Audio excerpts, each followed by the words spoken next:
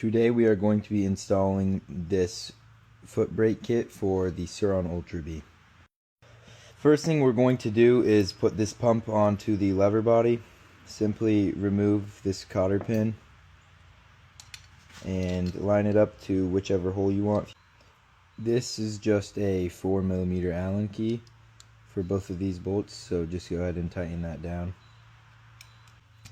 Next, you're going to take this slide pin that came out of the master pump and go ahead and fit that right in here. And on the other side, and slide our pin in to hold it and bend these out. Last thing we have to do here is put this little spring on. Now you're going to need to go ahead and take the peg off of the original mount, which is just this clip pops out, and then slide this out and move this peg over to this. We've got this all set up. Now we're just going to mount it back here with the exact same two bolts we just removed. We're going to do the same thing to this peg with this new CNC mount that is included in the kit. Just slide the caliper right back on. We're going to go ahead and loosen this axle bolt and actually take this wheel off real quick. And with this brake mount that was already on the bike, we're going to repeat the same process that we did with this caliper. Also going to need to remove this bolt, which is the speed sensor, and move it over to this mount also.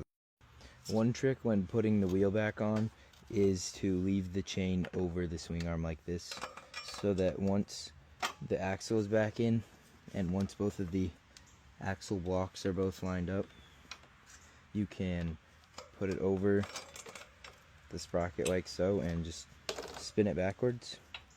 And finally, we're just going to remove this bolt and put one washer on each side of the brake line and tighten it down into the caliper. For now, we're just going to stick this up here so that we can get around to the master pump, where I've already removed the screw. And you're going to, once again, one washer on each side and screw it down into the pump. Once again, make sure to do this by hand, not with a impact, and don't go too tight or too loose because you don't want it to leak or you don't want to strip out the threads.